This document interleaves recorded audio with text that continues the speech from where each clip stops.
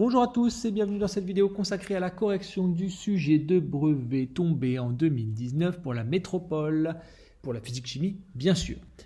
Présentation rapide du sujet que vous pouvez retélécharger sur le site du Padlet, sur lequel il y a également la vidéo de correction que vous êtes en train de regarder. Et comme d'habitude, on va aller un peu plus loin qu'une simple correction brute. On va essayer de faire de la méthodologie en dégageant des méthodes pour rédiger des réponses structurées et argumentées de sorte à avoir un maximum de points sur chacune des questions. C'est parti. Dans la question 1A, on nous demande de légender le document 1. Donc, on regarde le document 1 et comment on nous demande de le légender en affectant à chaque numéro, le 1, le 2, le 3, le 4, le nom qui lui correspond et on nous donne une liste de mots noyau, électron, proton, neutron. Donc on est typiquement sur une question pour laquelle on pourrait répondre sous la forme d'un tableau. Et c'est très apprécié et appréciable d'avoir ce réflexe de faire un tableau sur ce genre de réponse.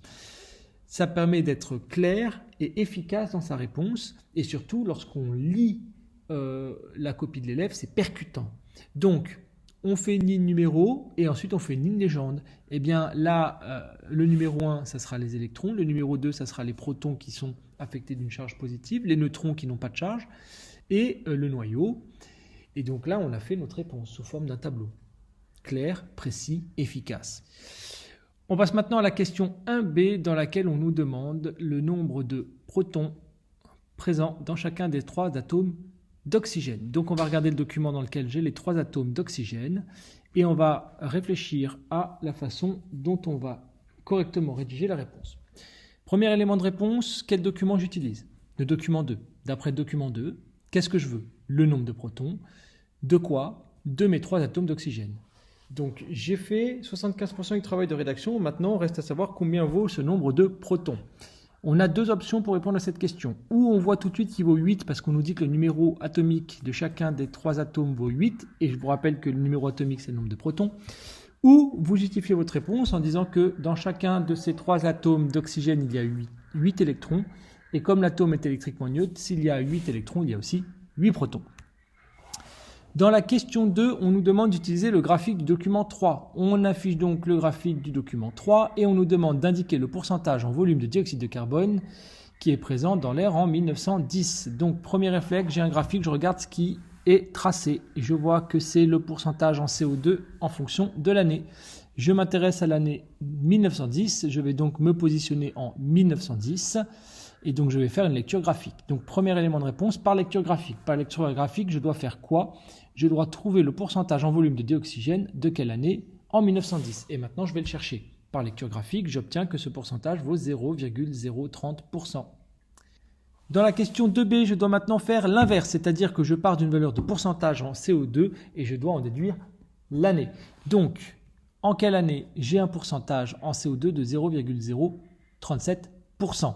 Et bien là, encore une fois, je regarde le graphique. Je regarde le graphique de quel document? Du document 3. Donc, d'après le graphique du document 3, qu'est-ce que je dois faire? Je dois donner l'année pour laquelle j'avais un pourcentage en CO2 de 0,037%. Donc, d'après le graphique du document 3, le pourcentage de CO2 était de 0,037%. En quelle année? Et bien, je fais ma lecture graphique et je tombe sur l'année 2000. Enfin, dans la question 2C, on me demande de comparer, toujours à l'aide de mon graphique, l'évolution du pourcentage de CO2 sur la période 1810-1950 et sur la période 1950-2010. Donc là, on me dit que je dois utiliser le graphique, donc je le dis, d'après le graphique du document 3, qu'est-ce que je dois faire? Eh bien, je dois faire 2 choses. Je dois comparer ce qui s'est passé en termes de pourcentage de CO2 dans le volume d'air entre 1910 et 1950, puis entre 1950 et 2010. Donc, je vais faire ma réponse en 2 temps. Dans un premier temps, je vais regarder ce qui se passe entre 1810 et 1950 et je remarque que le pourcentage en volume de CO2 augmente très peu, puisque je passe, si je fais une lecture graphique, de 0,031% à 0,028%, ce qui fait une augmentation de 0,003%. Maintenant, je vais regarder ce qui se passe dans la seconde période, c'est-à-dire entre 1950 et 2010. Et là, je constate que le pourcentage en volume de CO2 augmente beaucoup plus rapidement, puisque je suis passé de 0,037% à 0,031%, c'est-à-dire une augmentation de 0,06%. Alors comme ça, quand on voit que entre 1810 et 1950, l'augmentation est de 0,03%, alors de 1950 à 2010, elle est de 0,006%, on peut se dire on est sur des petits chiffres. On est sur des petits chiffres, oui. Mais entre ces deux périodes, ce chiffre a doublé, ce qui est énorme. Dans la question 2D, quelle valeur pourrait atteindre le pourcentage en volume d'air de CO2 en 2020? Et on me demande de décrire et de critiquer la méthode utilisée. Donc là, toujours, je suis sur le document 3, le graphique. Donc d'après le graphique du document 3, j'observe qu'à partir de 1970 à peu près, le pourcentage de volume de CO2 augmente suivant une droite. Donc en prolongeant cette droite, je trouve qu'en 2020, le pourcentage en volume de CO2 devrait être de 0,040%. J'ai cité le document que j'utilise. J'observe qu'il y a un certain domaine d'années où ma courbe ressemble à une droite. Et donc je dis, ben voilà, je vais essayer de prolonger cette droite et voir ce qui se passe en 2020.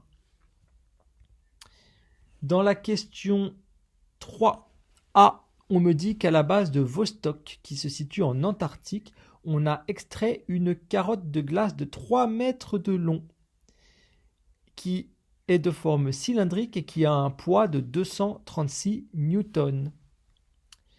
On me demande de schématiser le cylindre de glace en position verticale et de représenter le poids de la glace par un segment fléché en prenant comme échelle 1 cm pour 100 newtons. Bon. Donc je dois schématiser le cylindre en position verticale. Voilà. J'ai mis en évidence le milieu de ce cylindre par une petite croix, un plus.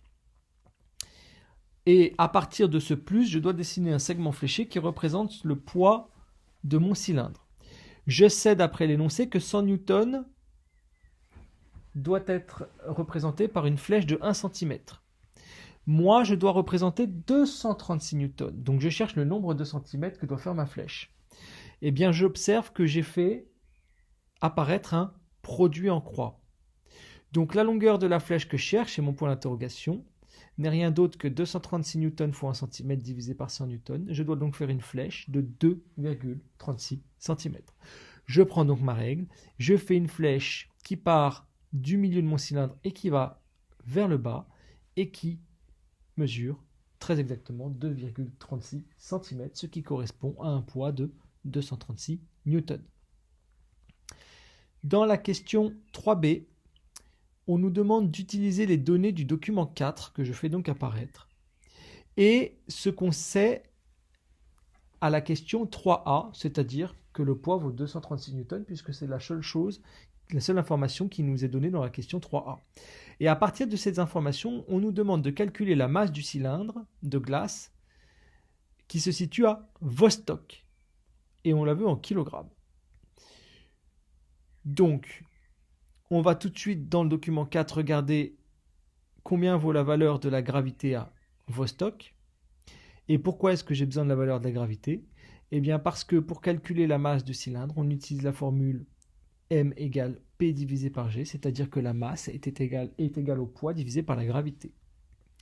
D'après le document 4, la gravité à Vostok, on la connaît, elle vaut 9,82 newtons par kilogramme.